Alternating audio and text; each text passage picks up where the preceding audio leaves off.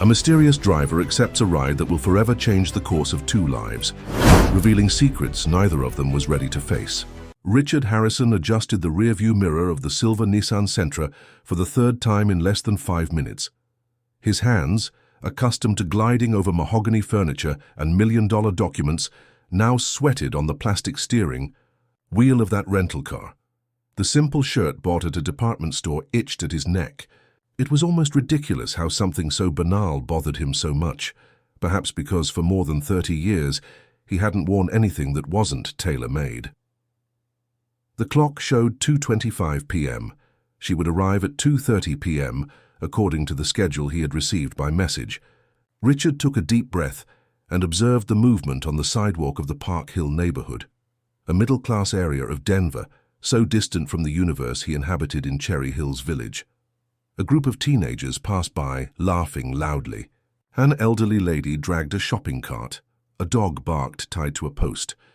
Common scenes that to him seemed almost exotic. That's when he saw her. Emily Davis descended the steps of the small staircase that led to the old building where she lived. She wore jeans, a white t-shirt, and a faded denim jacket. Her black curly hair was tied in an improvised bun, and she carried a backpack that seemed too heavy for her slender body. Richard felt his heart race in a way he hadn't experienced since his youth. At 23, Emily was the image of Laura when he'd met her, except for the eyes. The eyes were undeniably his, almond-shaped, deep brown, penetrating. Seeing her there so close after so long, imagining what this moment would be like, caused in Richard a vertigo that made him grip the steering wheel more tightly. She approached, the car looking at the license plate and then at her phone, confirming the information. Richard lowered the window and forced a casual smile.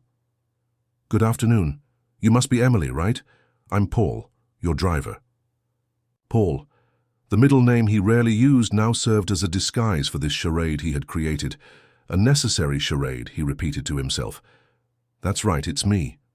She replied with a quick smile, but not without first studying him with a suspicious look. "We're going to downtown Denver, Pine Street, number 1145. Richard, now Paul, nodded and unlocked the doors. Emily got into the back seat, maintaining a distance that he felt as an abyss. Her perfume, a mixture of cheap shampoo and something floral, filled the car and brought a wave of memories that Richard tried to push away. "Is it your first day on the app?" she asked as he maneuvered into traffic. "Why do you ask?" Richard replied, tense. "Because the car is very clean and you seem a little nervous," she said frankly. Richard laughed, surprised by his daughter's perceptiveness. "Yes, I started this week. I'm doing this to supplement my income." "I understand. Everyone needs to make ends meet, right?" Her tone carried a resignation that Richard recognized as characteristic of someone who had always had to fight for every penny. The silence that followed was broken only by the radio playing a popular song at low volume. Richard observed Emily through the rearview mirror. She looked out the window distracted, biting the corner of her lip, a gesture that he himself made when worried. It was strange, almost supernatural to see these small traits of his in someone who had never lived with him. "Are you a student?" He risked asking, seeking some connection. "I'm studying nursing at CU Denver. In my final year," she replied, turning her attention to him.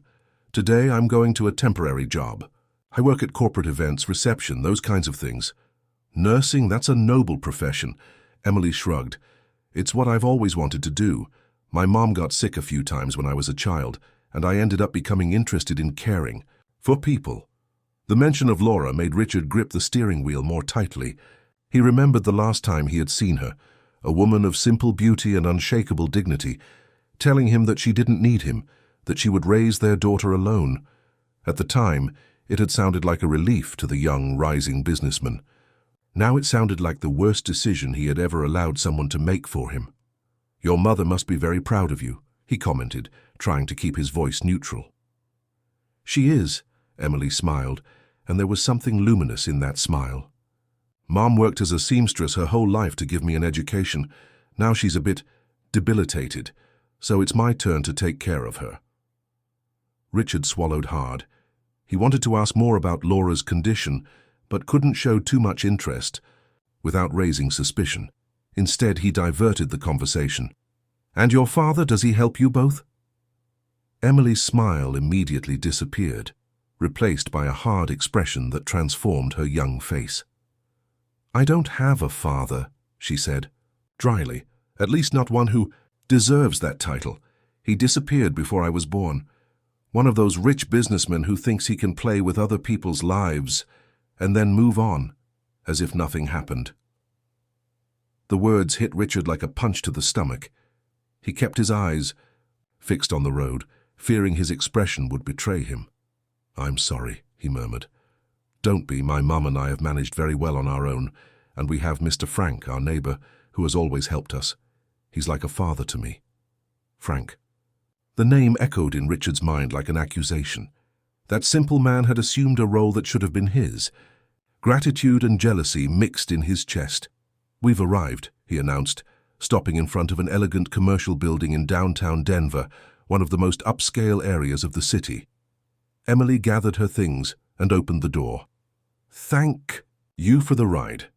You're a good driver, Paul. I hope to see you again." "I hope so too," replied Richard, and for the first time since he began this charade, he said something completely truthful.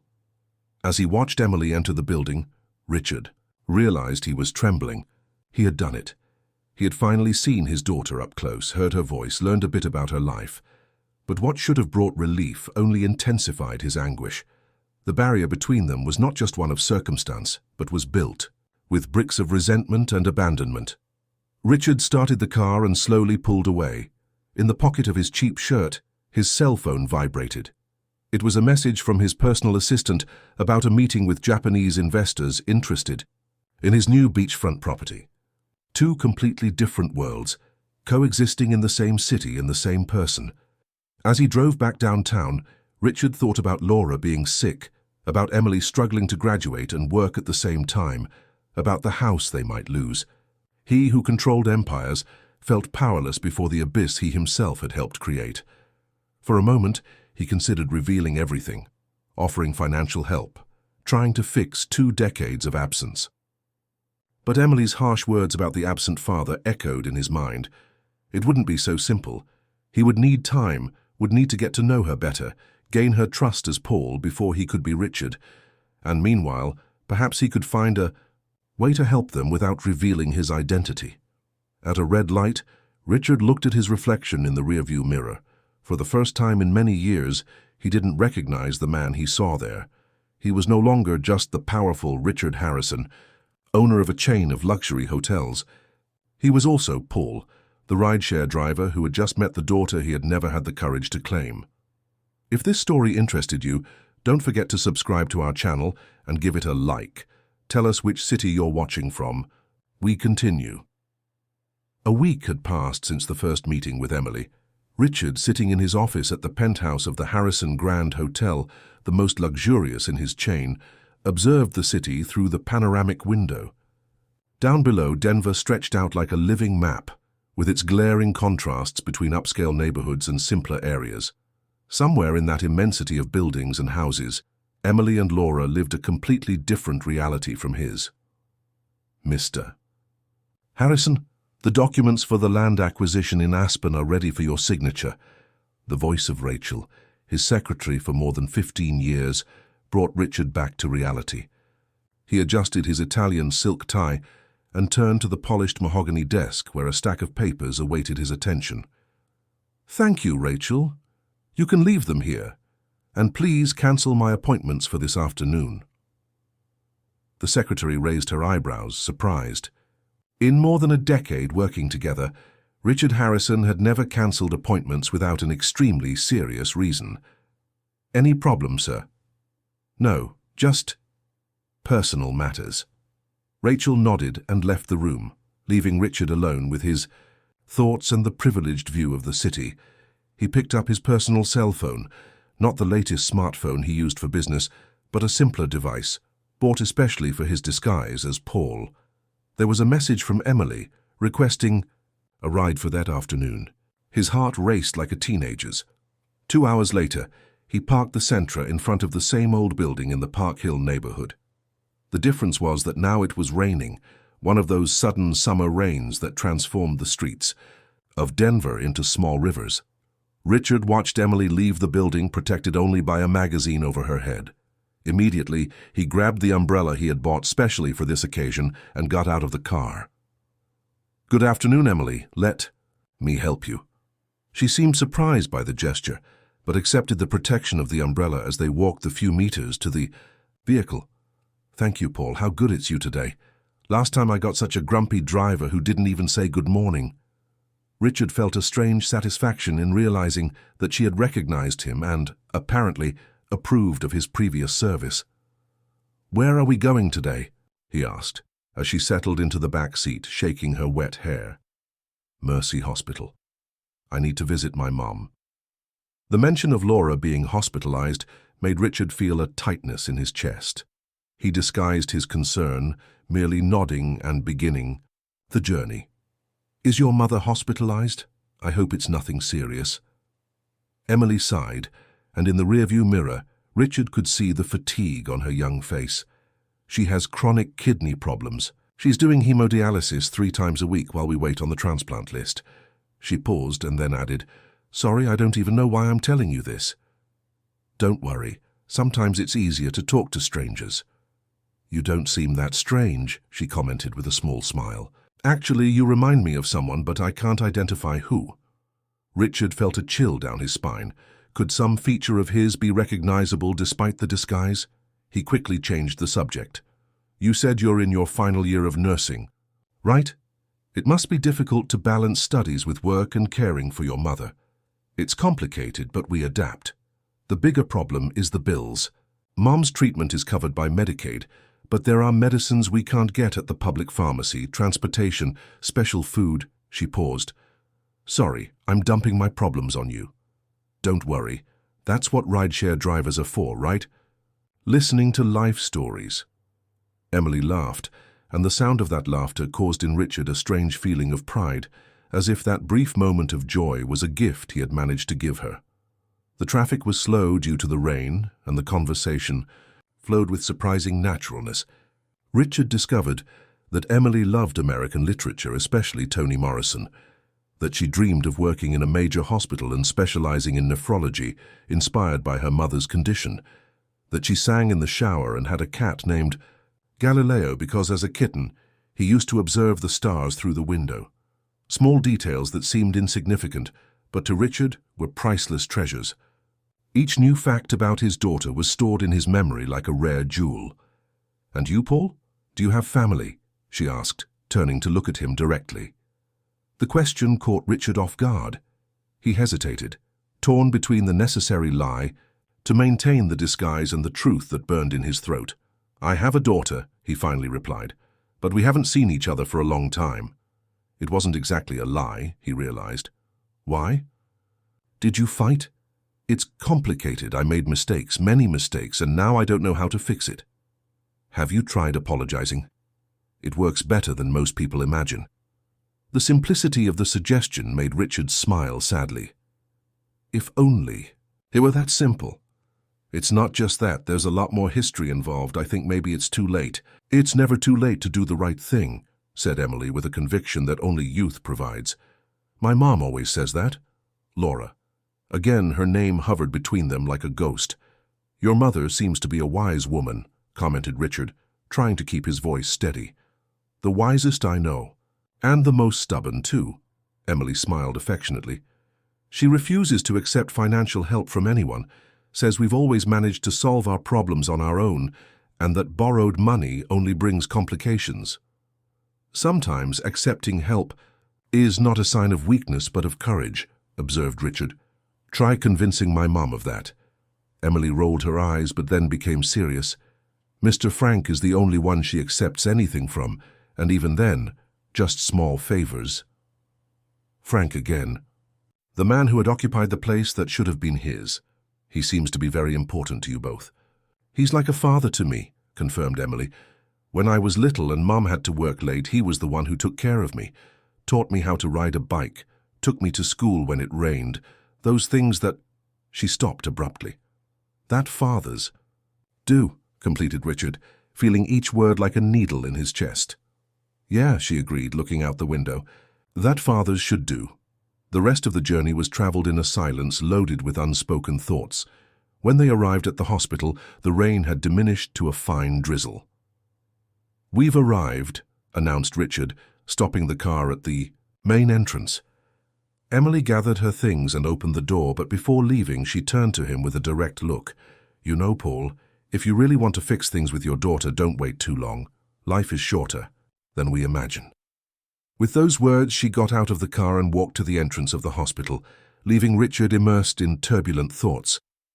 He observed Emily's slender figure until she disappeared through the automatic doors, taking with her a wisdom that seemed far beyond her 23 years.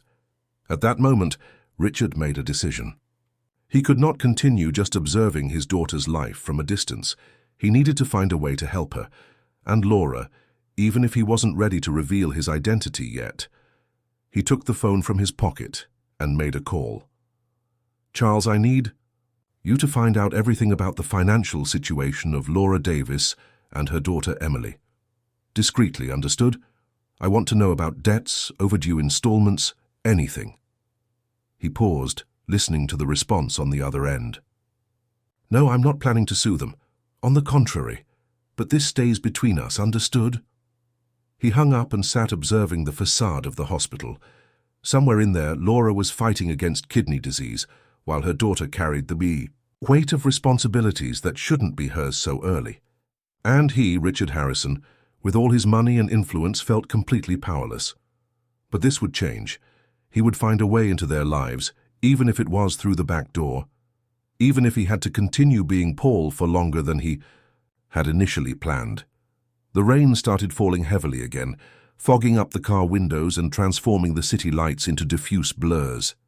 Richard started the engine and slowly moved away from the hospital, while in his mind the two worlds he inhabited, that of the powerful businessman and that of the simple driver, began to collide in ways he could not yet foresee.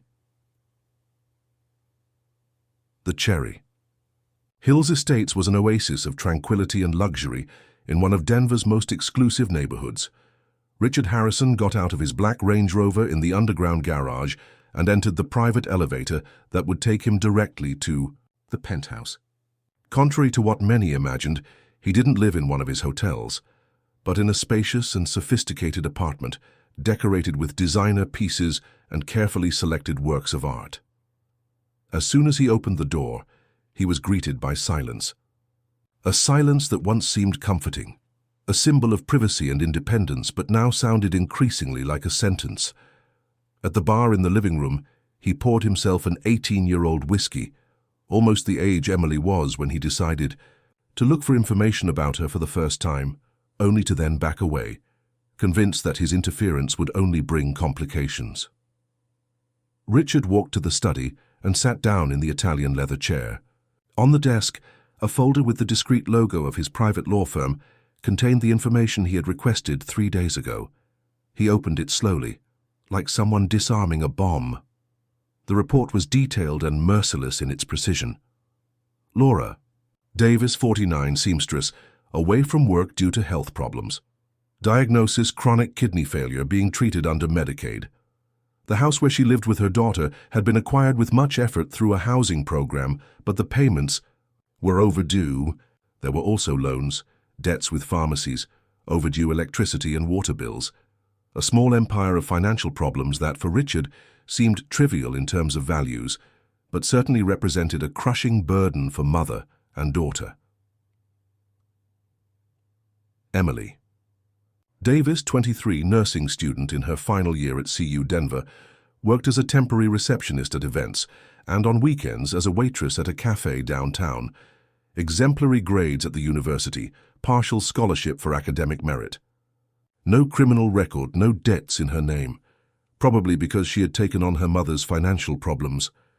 And then there was him, Frank Wilson, 67, retired, widower, former teacher at a public school, neighbor of Laura and Emily for more than 20 years, the man who had been present at birthdays, graduations, moments of joy and sadness, while Richard built his hotel empire and collected luxury cars. Richard closed the folder with an abrupt movement and swallowed the rest of The whiskey at once. The burning in his throat was almost welcome, a physical punishment for the whirlwind of guilt and regret that consumed him from within. His phone vibrated. It was a message from Emily, not to Richard Harrison, the biological father, but to Paul, the rideshare driver. She needed a ride early tomorrow, hospital again. Without hesitation, Richard confirmed he would be available. He put the phone away and turned his attention to the laptop, where he was researching something that had occupied his thoughts for days: anonymous forms of financial aid. The next morning, at 7:15 a.m., he parked the Sentra in front of Emily's building. He had slept little, tormented by dreams in which Laura confronted him, while Emily looked at him with contempt.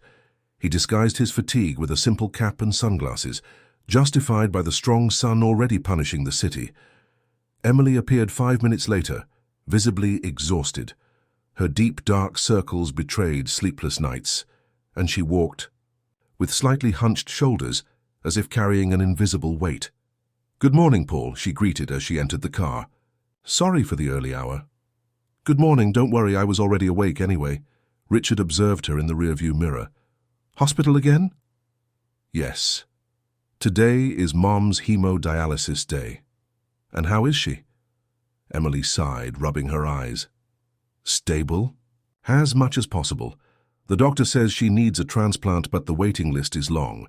Richard nodded, maintaining a neutral expression as he drove. Inside, his mind was working quickly.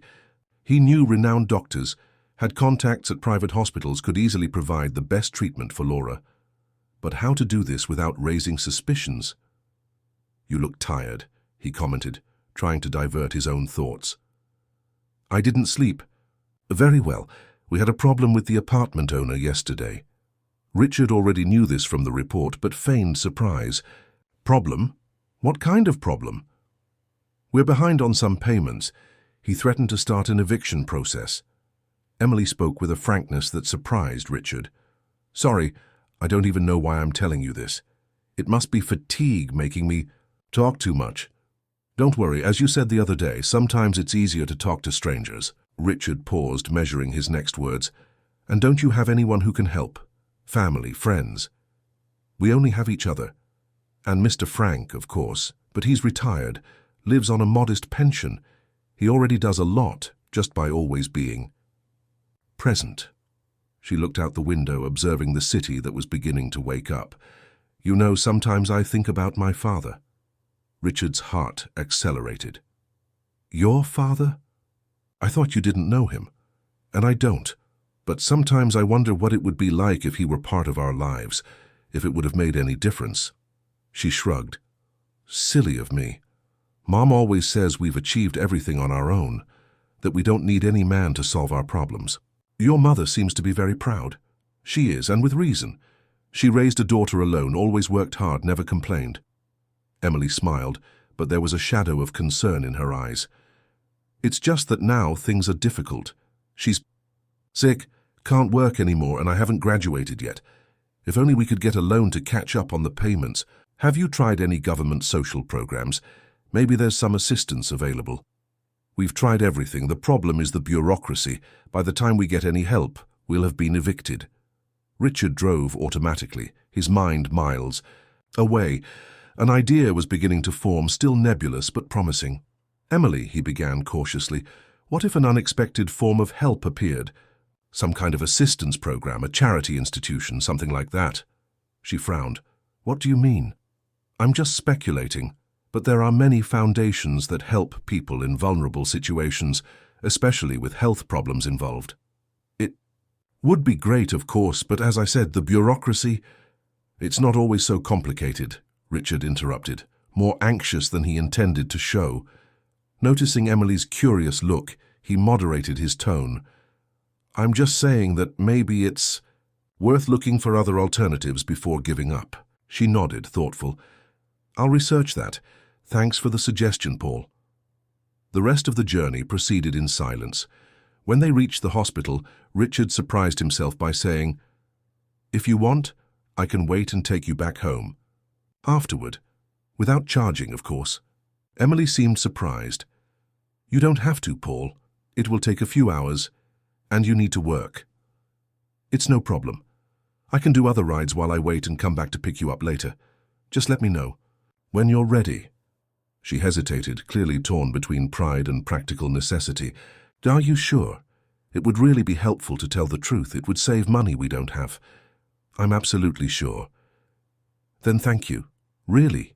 She smiled, a tired but sincere smile that hit Richard like a ray of sunshine after a long storm. As Emily entered the hospital, Richard waited a few minutes in the car before driving to a nearby coffee shop. There he took a second cell phone from his pocket, the latest smartphone he used as Richard Harrison. There were a dozen unread emails, 3 missed calls, and messages from his personal assistant. He ignored everything and made a call. Charles? Yes, it's me. I need you to speed up that foundation matter. I want everything ready by the end of the week. He paused, listening to the response on the other end. No, we can't wait. It's urgent, and I need one more thing. Contact Dr. Mitchell, that nephrologist from University Medical Center. Tell him I want to talk to him today. He hung up and sat observing the movement at the coffee shop. Hurried people, buying their morning coffee before heading to work. Elderly couples talking quietly at the outdoor tables. A mother trying to convince her young son to eat a sandwich. Common scenes of everyday life that seemed to belong to a different universe from his. It was at that moment that Richard saw a familiar figure crossing the street, Frank Wilson. The middle-aged man with grey hair and erect posture walked toward the hospital with a small package in his hands, probably something for Laura. Without thinking twice, Richard got up and followed Frank, maintaining a safe distance.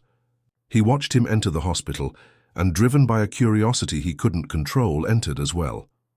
In the entrance hall, Richard spotted Frank talking with Emily near the reception. He partially hid behind a column and observed the interaction. There was an evident intimacy between them, the way Emily smiled at the older man, the paternal way he touched her shoulder in a gesture of comfort. "Mr. Paul? What are you doing here?" The voice caught Richard by surprise. He turned and came face to face with a middle-aged woman who was observing him with curiosity. For a moment he didn't recognize her, but then his blood froze. It was Mrs. Margaret, Laura's neighbor who lived in the same building and who years ago had seen him a few times when he visited the seamstress.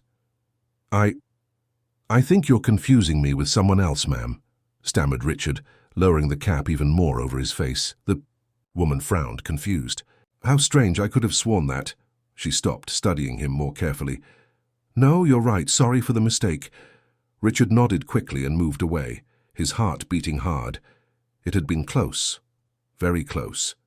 He looked one last time at Emily and Frank, now walking together toward the elevator, and hurriedly left the hospital.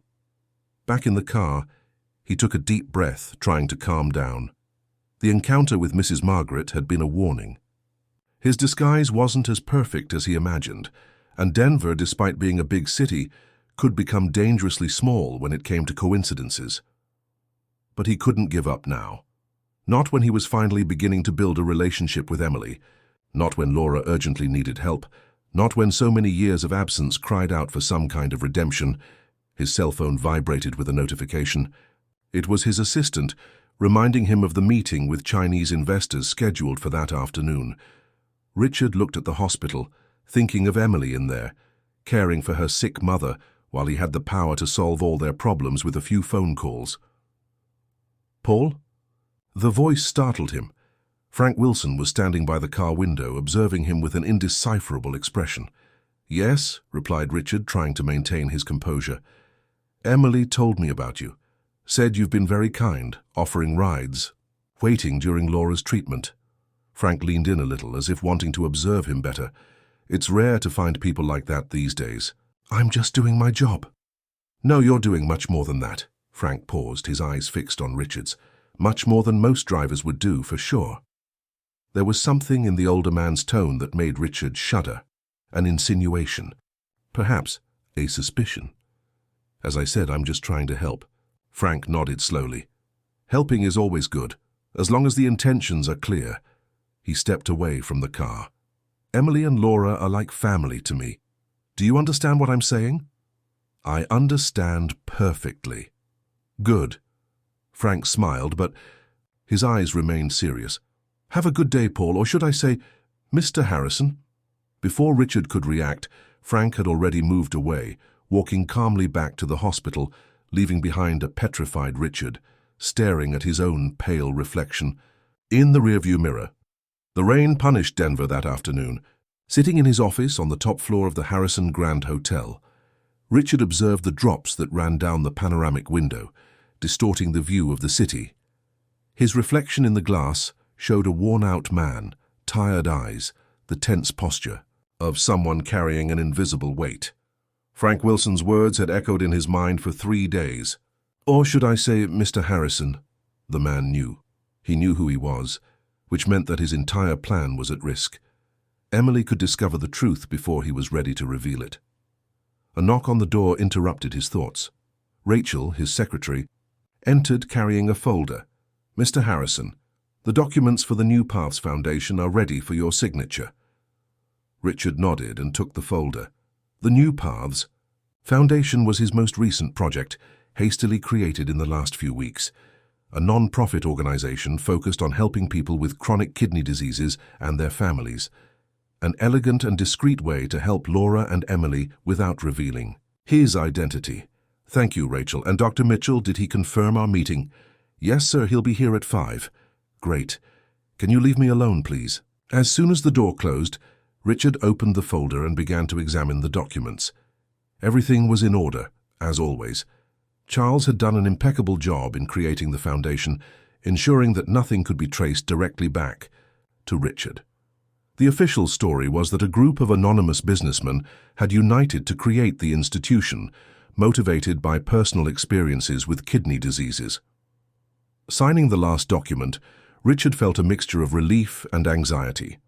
The plan was underway, but the shadow of Frank Wilson hovered over everything. He needed to talk to him, understand what he knew and what he intended to do with this information. The cell phone, Paul's, vibrated on the desk. It was a message from Emily, requesting a ride for that evening.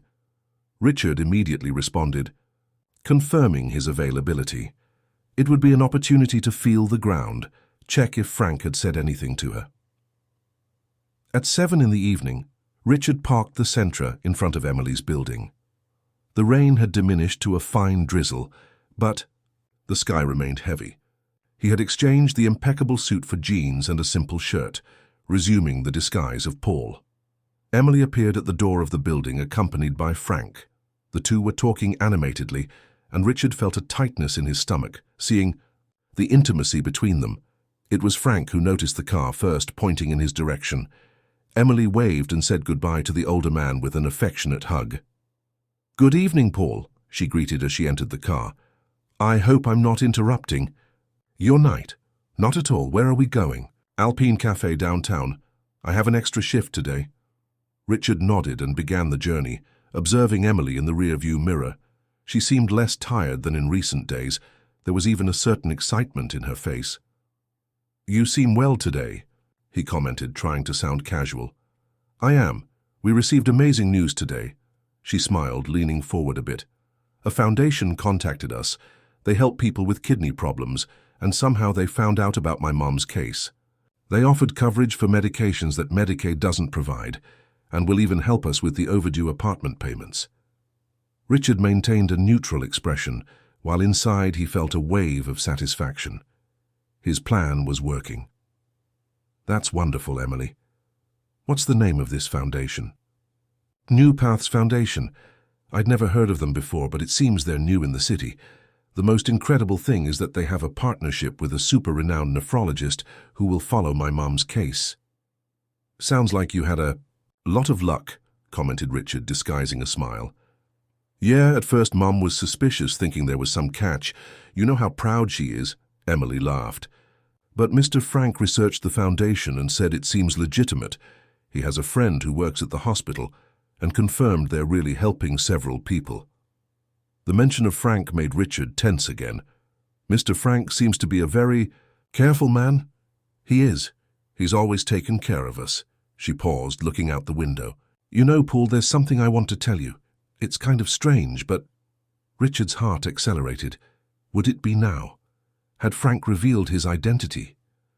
"What is it?" he asked, trying to keep his voice steady. "Mr. Frank asked me strange things about you.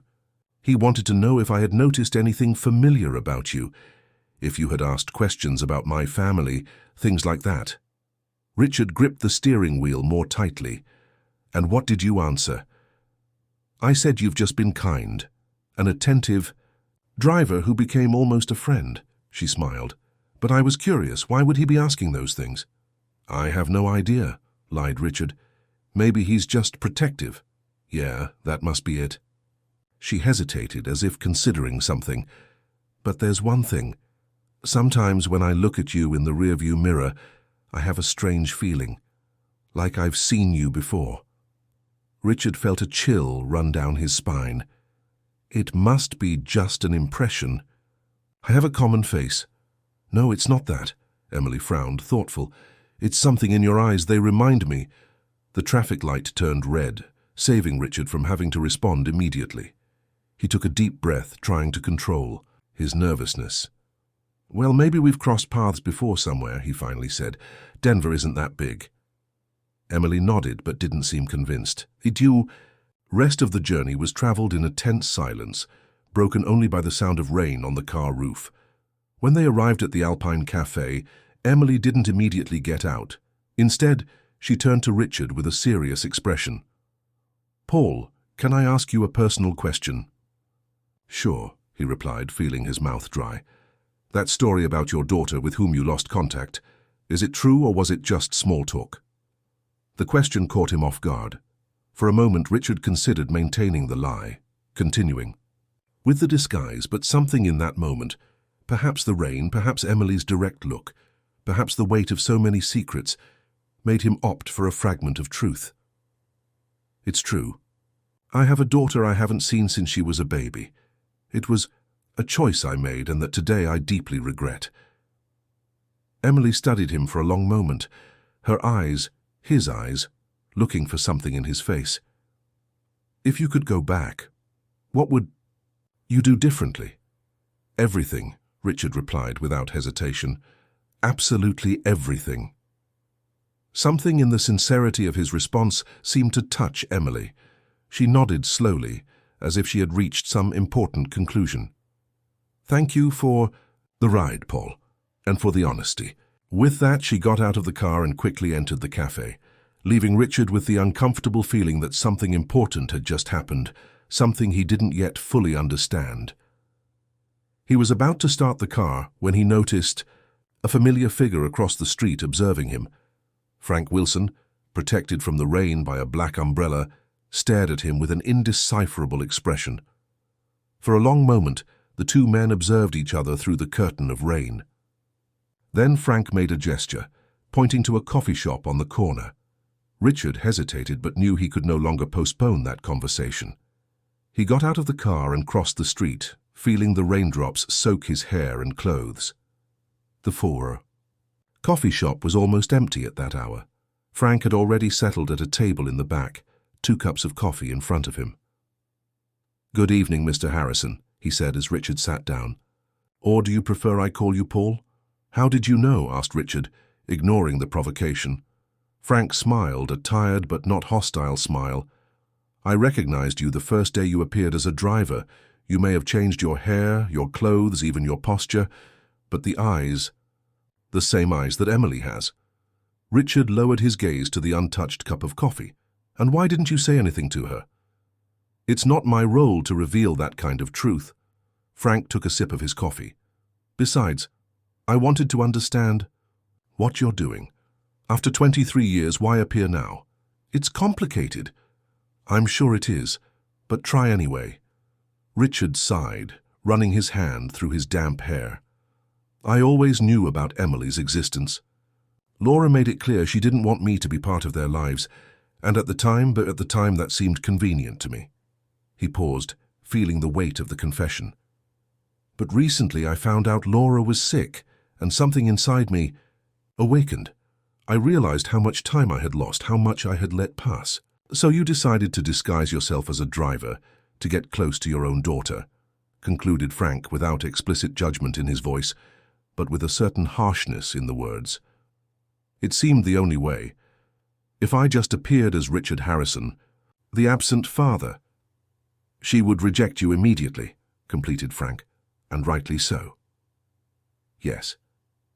A heavy silence settled between the two men. Outside, the rain increased in intensity, beating against the windows of the coffee shop. And this miraculous foundation that appeared to help Laura, I presume that's your work too? Frank finally asked.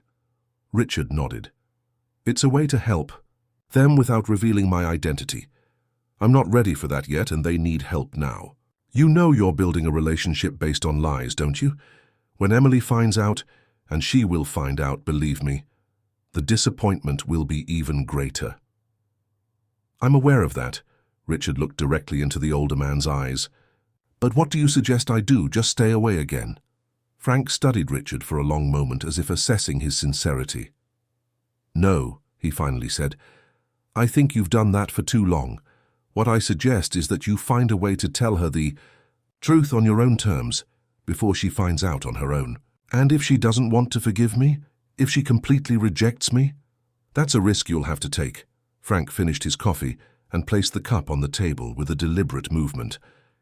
You know, when Laura told me about you, years ago, I thought you were just another rich man running away from your responsibilities. But now seeing you here, willing to humble yourself to get to know your daughter, he paused. Maybe there's hope for you, Richard Harrison. Will you tell her about me? As I said, it's not my role, but I also won't lie if she asks me directly. Frank stood up, picking up his umbrella. Emily is an intelligent woman, Richard. She's already connecting the dots. It's just a matter of time. With those words, Frank left some bills on the table to pay for the coffees and left, leaving Richard alone with his thoughts and the sound of the rain in the background. Richard remained at the coffee shop for some time longer, observing through the window the Alpine Cafe across the street, where Emily worked at that moment. From his place, he could partially see the interior of the establishment, glimpse Emily serving tables, smiling at customers, living a life of which he was only a distant spectator. The cell phone in his pocket vibrated. It was a message from Charles, his assistant, informing that Dr. Mitchell had analyzed Laura's case and thought she could be a priority candidate for a transplant at a private hospital affiliated with the new foundation. Good news, which, under other circumstances, would have left him relieved. But now, after the conversation with Frank, Richard felt the weight of his choices more than ever. Each act of anonymous generosity seemed simultaneously a gesture of redemption and a new layer of deception. Outside, the rain continued to fall, mercilessly on the city, as if the sky itself shared the emotional turmoil that Richard faced. At some point, he would have to face the storm he himself had created. And when that moment came, not all the money in the world could protect him from the consequences. If this story interested you, don't forget to subscribe to our channel and give it a like. Tell us which city you're watching from. We continue. The corridors of University Medical Center never seemed so long to Richard. Wearing his impeccable suit, he walked with firm steps alongside Dr. Mitchell, one of the most respected nephrologists in the country, while the doctor explained the details of Laura's treatment.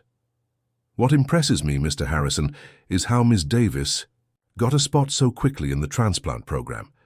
Normally, Medicaid patients wait years on the list.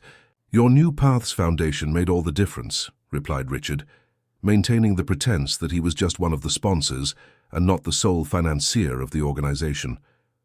We are very satisfied to be able to help. The doctor nodded, consulting the chart in his hands. Well, the preliminary tests are promising. If we find a compatible donor quickly, the prognosis is excellent. And how long might that take? Hard to say precisely, but with the Foundation's resources funding the active search for compatible donors, I believe that in weeks, perhaps months, we'll have good news. Richard felt a mixture of relief and anxiety. Each day that passed was one day less of suffering for Laura, but also one day closer to the inevitable revelation of his identity to Emily. Dr. Mitchell, can I ask a somewhat unusual question? The doctor looked at him with curiosity. Certainly. Hypothetically speaking, if I wanted to check my compatibility as a donor for Ms. Davis, would that be possible without her knowing? The doctor frowned, clearly surprised. Well, technically, yes. We could do the compatibility tests without revealing your identity, but if there is compatibility and you decide to donate, eventually she would need to know. Naturally, agreed Richard. It's just a possibility I'm considering. I understand. The doctor studied him for a moment, but didn't ask more questions. I can arrange the preliminary tests today if you wish. Please. As the doctor moved away to make the arrangements, Richard remained alone in the corridor, observing the movement of the hospital. Hurried nurses, doctors consulting charts, anxious family members waiting for news. A world of hope and fear, so distant from the antiseptic and controlled environment of administrative councils and business meetings he was accustomed to. His cell phone, Richard's, not Paul's, vibrated with a message from Rachel. Meeting. With Japanese investors confirmed for tomorrow, 10 a.m. Presence essential. Richard sighed. His two worlds continued to collide, and it was becoming increasingly difficult to manage them simultaneously. In the last few weeks, he had cancelled important appointments, delegated decisions he would normally make personally, all to be able to continue his dual role as Paul, the driver who was slowly gaining Emily's trust. The last ride had been 3 days ago. Emily needed to go to the university for a final project presentation. During the journey, she had spoken animatedly about the improvements in Laura's health since she began receiving treatment through the New Paths Foundation. Richard had felt an indescribable pride in hearing how his anonymous actions were making a difference. But then Emily had asked a question that caught him off guard. "Paul, do you believe people can really change? That someone who did something terrible can redeem themselves?" The question, apparently philosophical, carried a weight that Richard had immediately felt. It was as if she were somehow speaking directly to him, not to Paul, the driver, but to Richard, the absent father. "I believe so," he had answered after a moment of reflection. "But true redemption requires more than regret. It requires action, courage to face the consequences of one's own acts." Emily had been silent for a few seconds before saying, "My mom always says that forgiving is more for the one who forgives than for the one who is forgiven. That resentment only makes us sick inside, but I always found it difficult to apply that to my father." Richard's heart had accelerated. "And do you think you could forgive him, if he appeared today, repentant, wanting to be part of your life?" "I don't know," she had answered honestly. "For a long time I imagined this encounter.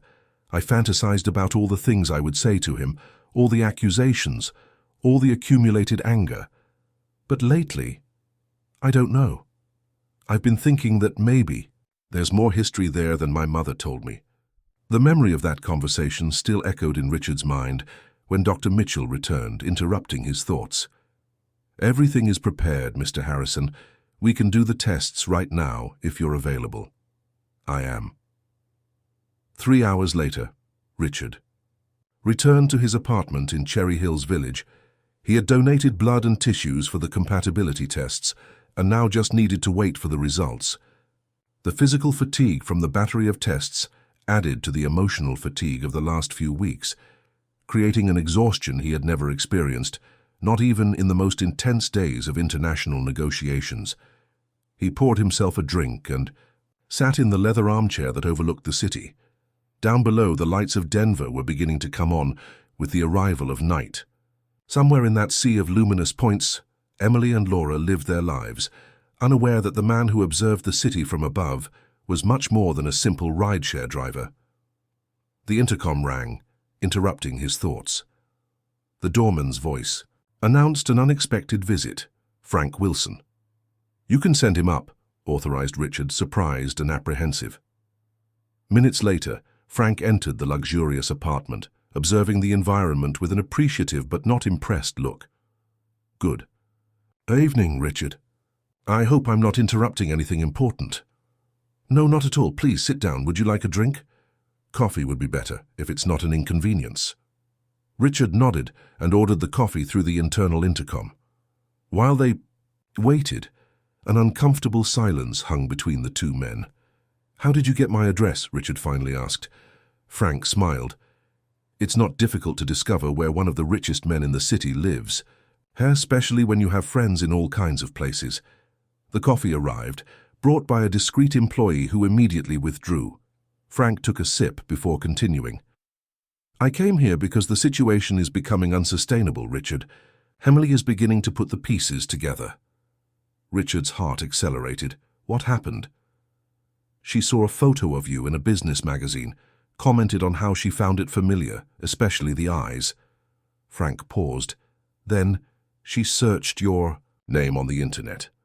Discovered that you own the hotel chain and that you never officially married. The math isn't difficult." Richard felt his stomach sink. "Did she say anything, ask directly?" "Not yet, but she's restless, thoughtful, asks questions about the past, about how her mother met her father." Frank put the cup on the table. "And there's more. Laura noticed that there's something strange about this foundation that appeared out of nowhere to help them." "What do you mean?" "She worked as a seamstress for rich people her whole life, Richard. She developed a sixth sense for charity with ulterior motives. She's suspicious, asking questions." Richard stood up, restless, and walked to the window. "What do you suggest I do?" "What I've been suggesting from the beginning. Tell the truth before she discovers it on her own. Each day that passes makes this revelation potentially more painful." Richard knew that Frank was right, but the fear of rejection paralyzed him. What if Emily completely hated him? What if she could never forgive him? "I need to find the right moment," he finally said. "There is no right moment for this kind of truth, Richard. There's only the moment when you have enough courage to face it." Frank's words hung in the air. Richard sat back down, passing his hands over his face in a gesture of fatigue. "You're right, I'll tell her, but I need to prepare." Frank nodded, seeming satisfied with the decision. "There's one more thing you should know. Laura's situation is more serious than she admits to Emily. The doctor said she needs a transplant. As soon as possible." The news hit Richard like a punch. "But Dr. Mitchell told me that the prognosis was good, that with adequate treatment—" "The treatment is buying time, but it won't solve the problem definitively. She needs a new kidney, and soon." Frank looked directly into Richard's eyes. Compatible donors aren't easy to find, even with all the resources in the world. "I'm doing the compatibility tests," revealed Richard. "Today itself." Frank seemed genuinely surprised. "That's unexpected and noble, I must admit." "It's not nobility. It's the least I can do after so many years of absence." A new silence settled between them, less tense than the previous one, almost contemplative. "You know," began Frank after a while, "when Laura told me about you for the first time, I confess I formed a very negative image. The rich businessman who seduced the naive seamstress and then abandoned her pregnant. A cliché, really." Richard stared at the bottom of his glass, unable to deny the characterization. "But observing you in the last few weeks," continued Frank, "I see a man genuinely repentant, willing to do anything to fix his mistakes. That doesn't erase the past, but it counts for something." "Thank you," murmured Richard, surprised by the almost kind words. "Don't thank me yet. I'm willing to give you the benefit of the doubt, but if you hurt Emily or Laura again—" He left the implicit threat hanging in the air. "I understand." Frank finished his coffee and stood up. "Well, I did what I came to do. The rest depends on you." Richard accompanied him to the door, a strange feeling of resignation and determination taking hold of him. When Frank was already in the hallway, Richard called him. "Frank, can I ask you something?" "Sure." "Why are you helping me? It would be much easier to simply expose me to Emily, or to keep me away from them once and for all."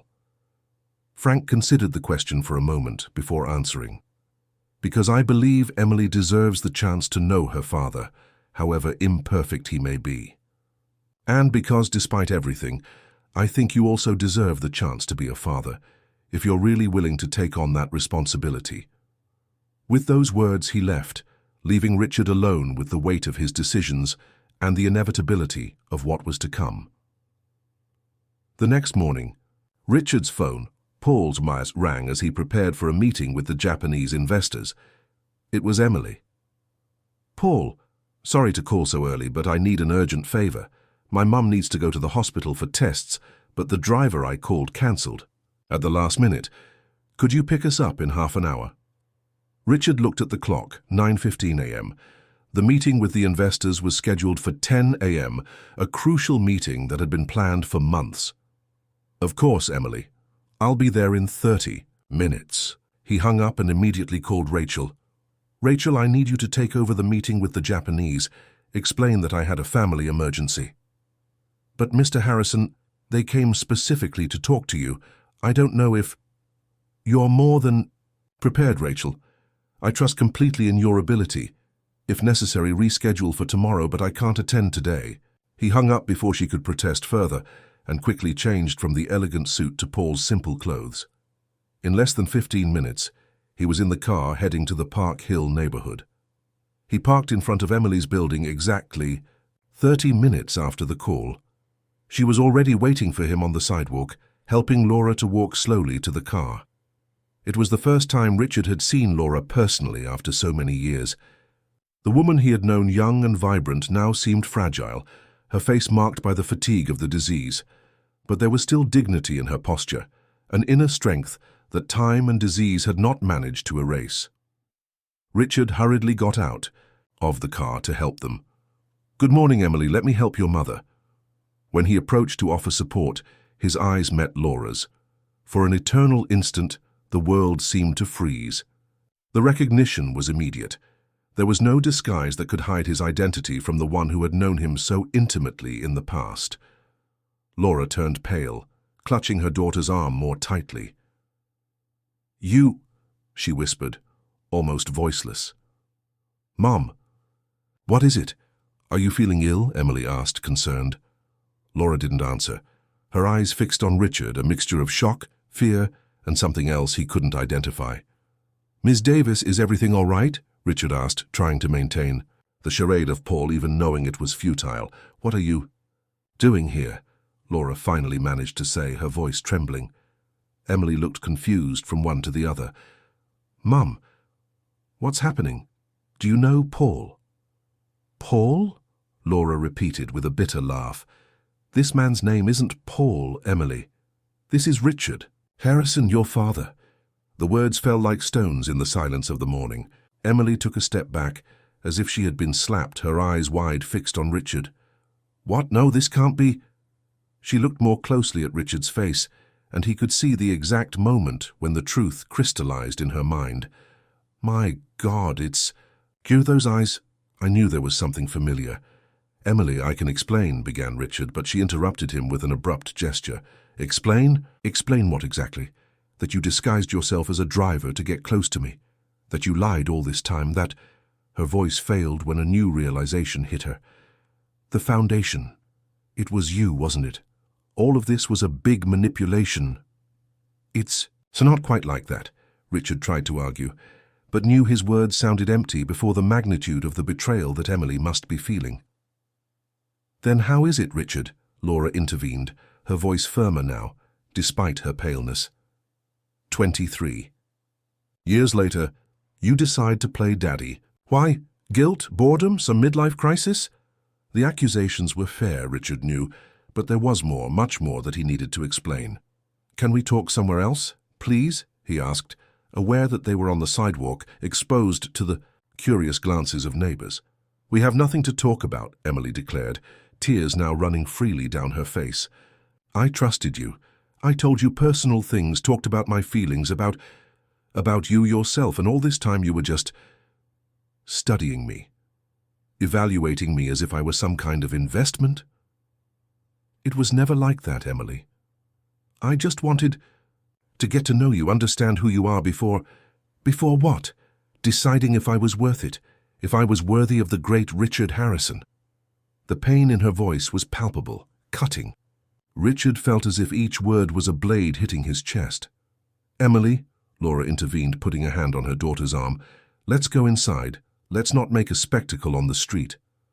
"But Mom, you need to go to the hospital. The tests can wait." Laura looked at Richard with a mixture of anger and resignation. I think the time has finally come for some truths to be told. All the truths. The enigmatic tone of Laura made Richard frown, confused. What other truths could exist beyond? Those already exposed? Please, he asked again, can we talk? I owe explanations to both of you. Emily hesitated, clearly torn between anger and curiosity, between the desire to flee and the need to finally confront the ghost that had haunted her entire life. 1 hour, she finally said. You have 1 hour to say what you need to say. After that, I want you to disappear from our lives again. Richard nodded, accepting the terms. As he followed mother and daughter into the building, he felt a strange relief mixed with fear. The charade was over. The worst had already happened. Now only the truth remained, however painful it might be. The small apartment in the Park Hill neighborhood had never seemed so cramped to Richard. Sitting on the simple sofa in the living room, he observed the details of the place where Emily had grown up, the photographs on the walls, the books organized on the modest bookshelf, the cat Galileo who observed him with suspicion from the top of a cabinet. A home, a real home built with love and sacrifice, without him. Laura had sat in the armchair across from him, the effects of the disease visible in her tired face, but her eyes still maintained the same intensity that had captivated him so many years ago. Emily remained standing, arms crossed, as if creating a physical barrier between her and the man she had just discovered was her father. We're waiting, said Emily, her voice trembling with contained emotion. Richard took a deep breath. He had mentally rehearsed this moment dozens of times, but now, confronted with the gazes of mother and daughter, all the carefully prepared words seemed inadequate. First, I want to apologize, he began, feeling the insufficiency of the phrase as soon as he pronounced it. I know this is not enough, that nothing I say can compensate for 23 years of absence, but I need you to know that I deeply regret it. What exactly do you regret, Richard? Asked Laura, with a calmness that contrasted with Emily's. Agitation. Leaving me? Not knowing your daughter? Or being discovered in this charade? The question hit Richard like a punch to the stomach. Everything, he replied sincerely, but mainly having been a coward, having allowed fear and convenience to dictate my choices. What fear? Questioned Emily, her tone loaded with skepticism. Fear of what? Of having responsibilities? Of not being able to live your life of luxury without worries? Fear of not being enough, admitted Richard, surprising himself with the raw honesty. Fear of failing as a father, as a companion.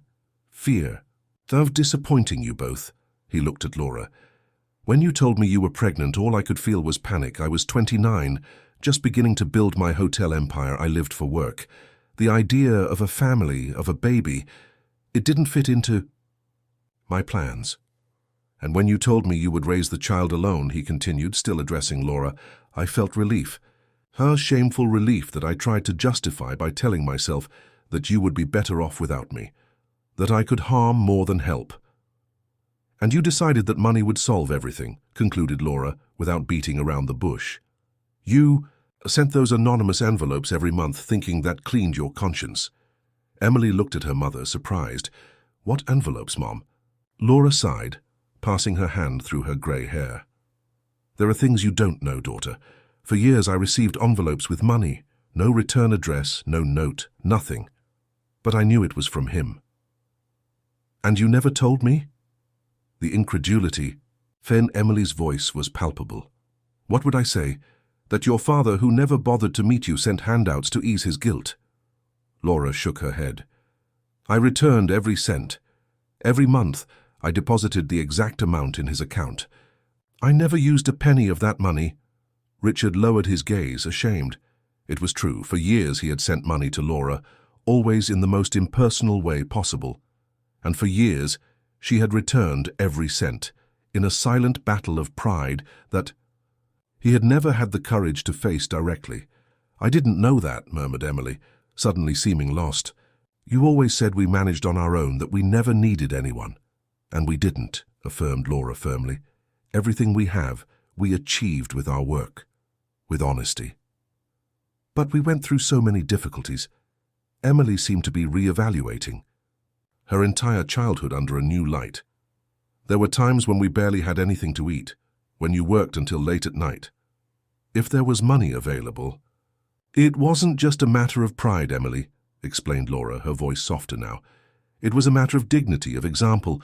What kind of lesson would I be giving you if I accepted money from a man who didn't have the courage to be a father? What message would that send to you about your own worth? The silence that followed was dense, loaded with unspoken emotions. Richard looked from one to the other, feeling like an intruder in a story of which he should have been a protagonist. Why now? Emily finally asked, turning her attention to him. After all this time, why did you decide to appear just now? Richard hesitated. The complete truth would mean revealing that he had discovered Laura's illness, which could sound like another invasion of privacy, but he was tired of half-truths and omissions. I found out your mother was sick, he admitted. An acquaintance told me they saw her at the hospital. That made me realize that time was passing, that it might be too late to meet you to try to fix at least part of the damage I caused. So you decided to disguise yourself and infiltrate my life, as if that was normal. Emily's tone hardened again. Do you have any idea how sick that is? How violated I feel? I know it seems that way, Richard hurried to say, and I understand your anger, but I was terrified, Emily. Terrified that you would reject me immediately if you knew who I was, that you wouldn't even give me a chance to explain, to get to know you. And also, he hesitated, I also wanted to see what kind of person you became without my influence. I wanted to know the real Emily, not the version you would show to the absent father who suddenly appears. And what did you discover? She asked, her voice trembling slightly. Was all this charade worth it?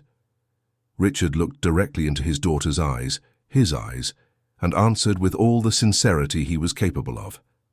I discovered that you are extraordinary, Emily. Strong, intelligent, compassionate. You fight for your dreams without ever forgetting your responsibilities. You care for your mother with a devotion that deeply moved me. You are generous with others, even having so little for yourself. He paused, swallowing the emotion that threatened to strangle his voice.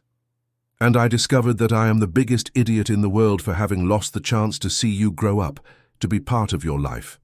Silent tears ran down Emily's face, but she remained motionless, as if fearing that any movement might break something fragile that was beginning to form between them. And the foundation, she finally asked. Was that also part of your plan? Yes, admitted Richard. When I learned of your mother's condition, of your financial situation, I wanted to help immediately, but I knew you would refuse direct help from me, so you created an entire foundation? The incredulity in Emily's voice was evident. Just to help us, not just for you, Richard clarified. The New Paths Foundation is real, legitimate. It's helping dozens of kidney patients in vulnerable situations. But yes, it was initially created because of you. Laura, who had been observing the interaction between father and daughter with an enigmatic expression, finally spoke. Typical of you, Richard. Always thinking big, always with grandiose gestures. Never considered that maybe what we needed wasn't money or an entire foundation, but simply your presence, your time, your acknowledgement. The words hit Richard like accurate arrows. You're right, he agreed, his voice low. It was always easier for me to throw money at problems than to face them directly. But I'm trying to change that. I'm here now. And how long will you stay? Asked Emily, the skepticism still present in her voice. Until you get tired of this new game? Until something more interesting comes up? For as long as you allow, Richard replied sincerely. I know I don't deserve a second chance, but I'm asking anyway. Not to go back to what never existed, but to build something new on your terms. A new silence settled, less tense than the previous one, but still heavy with doubts and uncertainties. It was Laura who broke it with an unexpected question. Did you get married, Richard? Do you have another family? No, he replied, surprised by the question. There have been relationships over the years, of course, but I never married, never had other children. Why? Insisted Laura. Richard reflected for a moment before answering. I think I never completely got over what happened between us. The way everything ended, the cowardice I showed. Whenever a relationship started to get serious, I pulled back. I was afraid of failing again, of hurting someone else like I hurt you." He paused. "Or maybe deep down I knew I had unfinished business that I needed to resolve before moving forward." Laura nodded, as if the answer confirmed something she already suspected. "Mom," Emily intervened, suddenly looking worried, "you need to go to the hospital. The tests." "The tests can wait a little longer," Laura replied, without taking her eyes off Richard. "There's something you both need to know, something I've kept for a long time." Richard felt a chill run down his spine. Laura's tone carried a weight he couldn't decipher. "When you left, Richard, it wasn't just out of fear or cowardice," began Laura, adjusting herself in the armchair as if preparing for a difficult confession. "I also pushed you away, deliberately." "What do you mean, Mum?" asked Emily, confused. "I was hurt, angry. I thought I didn't need a man who hesitated to claim a child, who saw a pregnancy as an obstacle to his plans." Laura sighed deeply. "When you offered me money instead of commitment, Richard, something broke inside me. I decided I would raise my daughter alone, that we didn't need you." "I remember," agreed Richard, not understanding where she was going with this. "What you don't know is that, a few months later, you tried to contact me." Laura looked at Emily before continuing. "Your father came to our house. I was 5 months pregnant. He said he had rethought everything, that he wanted to try, that we could build a family." Richard's eyes widened, shocked. "I never did that." "Laura, I never went to your house after we separated." "Not you personally," clarified Laura. "You sent your lawyer, with paternity recognition papers, alimony proposals, even an offer to buy a house for us." The memory finally lit up in Richard's mind. It was true. About 3 months after the breakup, taken by remorse and loneliness, he had instructed his lawyer to seek out Laura, to offer legal and financial support. But the lawyer had returned saying she had vehemently refused any contact. "He said you didn't want to see me, that you refused everything," murmured Richard. "And I did refuse," confirmed Laura. "I told him it was too late, that we had moved on, that you had no place in my baby's life." She closed her eyes for a moment, as if reliving the scene. "Pride is a terrible sin, Richard, and I was as proud as you were cowardly." Emily looked from one to the other, trying to absorb this new information that rewrote the narrative she had known her whole life. "So, both of you were at fault in the estrangement?" "Yes," replied Laura without hesitation. "Your father made mistakes, big mistakes, but so did I. I used my hurt as a shield, as justification to keep him away, even when he tried to get closer." She looked at Richard. "And then, as the years passed, it became increasingly difficult to go back, to admit that maybe I had been unfair, that I deprived my daughter of her father out of wounded pride." Richard felt an overwhelming emotion take hold of him. All these years, he had believed himself to be the only villain in this story, the only one responsible for the separation. Discovering that Laura also carried regrets, that she also acknowledged mistakes, was simultaneously painful and liberating. "Why are you telling this now?" he asked, his voice hoarse with emotion. "Because I'm sick, Richard. Sicker than Emily knows." Laura looked at her daughter with tenderness. "The doctors say I need an urgent transplant, and in these hours we rethink life, choices, regrets." "Mom!" exclaimed Emily, quickly approaching the armchair where Laura was sitting. "Why didn't you tell me the seriousness?" "To protect you, as I always did," replied Laura, holding her daughter's hand. "But I realize now that maybe I protected you too much, that in trying to spare you from pain, I ended up creating other pains." The 3 people in the room were silent for a moment, each absorbing the revelations in their own way. It was Richard who spoke first. "Laura, I did compatibility tests yesterday for kidney donation." The 2 women looked at him, shocked. "What?" asked Laura, incredulous. "I want to be tested as a possible donor for you," explained Richard. "If I'm compatible, I want to donate a kidney. It's the least I can do after everything." "You don't have to do this," protested Laura. "I don't want you to feel obligated." "It's not obligation," interrupted Richard firmly. It's choice, my choice, perhaps the first truly altruistic choice I make regarding you both." Emily looked at her father with an expression that had softened considerably. There was still hurt and confusion in her eyes, but also something new, a kind of cautious consideration, perhaps even the beginning of a reluctant respect. "Even if you're not compatible," said Emily after a moment, "the gesture means a lot." It was the first genuinely positive thing she had directed at him since the revelation of his identity. Richard felt a small ray of hope make its way through the clouds of guilt and regret. "We need to go to the hospital now," continued Emily, turning her attention to her mother. "The tests are important, and after all this, I think we all need time to process." Richard nodded, understanding the implicit request for space. "I can take you," he offered. "I mean, if you'll allow it." Mother and daughter exchanged a look, a silent communication passing between them. It was Laura who responded, "Yes, Richard, you can take us." In that short phrase there was more than a simple acceptance of a ride. There was the admission that perhaps it was possible to build something new from the ruins of the past. 2. Weeks later, Richard anxiously waited in the corridor of University Medical Center. The results of the compatibility tests had arrived, and he was a viable donor for Laura. Not perfect, but compatible enough for the transplant to have good chances of success. Emily came out of the consultation room, her face marked by a complex expression, relief, gratitude, and still traces of the hurt that would take time to heal completely. "The doctor says we can proceed," she announced, "if you're still willing." "I am," confirmed Richard without hesitation. "When can we do the surgery?" "They want to schedule it for next week. There are some preparations, final tests."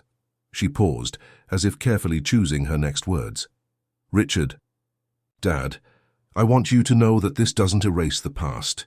It's not a reset button for our relationship." "I know," he replied, respecting her honesty. "I don't expect it to be. I just want the chance to be present from now on your terms, in your time." Emily nodded, and for the first time since the revelation, a small smile appeared on her lips. "Mom wants to talk to you alone." Richard entered the room where Laura was waiting for him.